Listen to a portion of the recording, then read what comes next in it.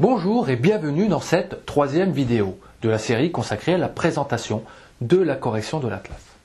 Dans les séquences précédentes, vous avez pu découvrir l'atlas et l'atlas thérapie, ainsi que l'origine de cette pratique.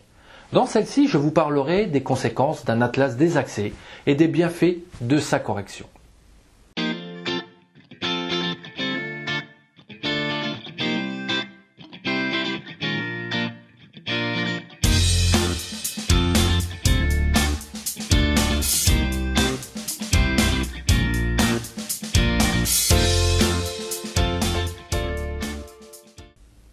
Je suis Stéphane Cascardo, atlas praticien depuis plusieurs années, spécialiste de la première vertèbre cervicale et des conséquences de son désalignement sur le corps.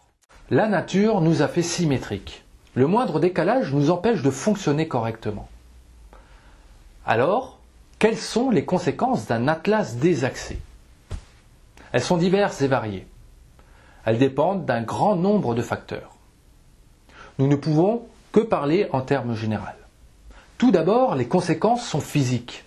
Un atlas décalé entraîne une double compensation de la colonne vertébrale. La première se situe au niveau des vertèbres cervicales et la seconde au niveau des vertèbres sacrées, gênant le bon équilibre du bassin. Comme toutes les vertèbres sont liées par la chaîne tendinomusculaire et le système nerveux, un décalage en haut crée un décalage en bas, d'où la double compensation. Ensuite, un désaxage de l'atlas engendre une réduction du canal vertébral, étranglant plus ou moins la moelle épinière et les vaisseaux sanguins et lymphatiques. Une baisse de la réactivité de l'organisme en découle, ainsi qu'un déséquilibre hormonal ou encore un déséquilibre neurovégétatif. Concrètement, et en simplifiant les choses, la colonne vertébrale doit compenser pour que la tête reste droite. Cela entraîne une bascule du bassin qui fragilise la structure, ouvrant la porte à une longue liste de signes cliniques. De plus, le pincement de la moelle épinière peut engendrer un dysfonctionnement physiologique affaiblissant le système immunitaire, endocrinien et cérébral. De plus, outre les déséquilibres physiques et physiologiques, un décalage de l'atlas induit un désalignement énergétique qui a un impact tout aussi important sur la gestion de nos émotions et de notre vie. En conséquence, s'ensuivent différents déséquilibres tels que les maux de tête et les migraines, le mal de nuque, les vertiges, les torticolis, les mal de dos, les lumbagos, la sciatique, des hernies discales, des scolioses, des fibromalgies, la rotation du bassin, les douleurs dans les hanches ou dans les genoux, les longueurs différentes de jambes, les fatigues passagères ou chroniques, les dépressions, les acouphènes. Et la liste est longue. Alors, quels sont les bénéfices d'un réajustement? Comme pour les conséquences d'un atlas désaxé, les bénéfices varient selon chacun.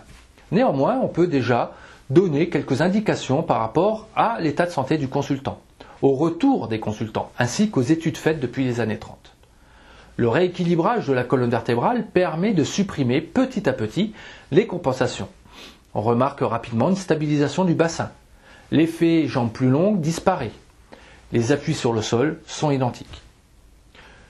Beaucoup de douleurs dorsales diminuent et souvent disparaissent. Les sciatiques, les hernies discales s'estompent et peuvent également se résorber. On constate également une plus grande oxygénation cérébrale et une stimulation du système immunitaire. Et bien qu'on ne le ressente pas, c'est ce phénomène qui a le plus d'impact sur notre corps, car il se renforce avec le temps. La dépression, traitée en ostéopathie par stimulation de l'atlas en Allemagne, est régulée de façon plus importante grâce au réajustement. L'oxygénation des deux hémisphères du cerveau entraîne une meilleure réflexion et a une action bénéfique sur les migraines.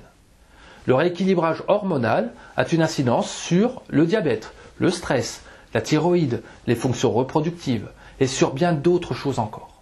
Le système énergétique est harmonisé. Le magnétisme corporel et organique se trouve alors renforcé. Vous l'aurez compris, l'atlas est un élément clé. Il a une incidence sur de nombreux domaines. Les connaître tous est impossible, mais la libération de l'atlas est une expérience à vivre. Pour résumer, la correction de l'atlas permet d'annuler certaines compensations du corps en soulageant de nombreuses douleurs et libérant ainsi l'organisme. Le bassin peut alors se rééquilibrer. Et la colonne vertébrale se redresse, faisant également disparaître des douleurs. La libération de la moelle épinière permet de renforcer le système nerveux. La connexion entre le cerveau et le corps, ainsi que le système immunitaire, rendent le corps beaucoup plus réactif. Le réajustement de l'atlas est donc efficace pour rééquilibrer, soulager, voire même régler des problématiques précédemment citées, comme je vous l'ai dit tout à l'heure, les maux de tête, les migraines, le mal de nuque, les vertiges, les torticolis, le mal de dos, les lumbagos, la sciatique, les hernies discales, les scolioses, la fibromyalgie, mais également la rotation du bassin, les douleurs dans les hanches et dans les genoux, ces fameuses fausses jambes longues de longueurs différentes, les fatigues passagères ou les fatigues chroniques, les dépressions, les acouphènes. D'un simple geste, vous permettez à votre organisme de se renforcer en lui donnant plus de possibilités pour l'avenir. C'est pourquoi se faire corriger l'atlas est un acte préventif et un investissement pour préserver votre santé.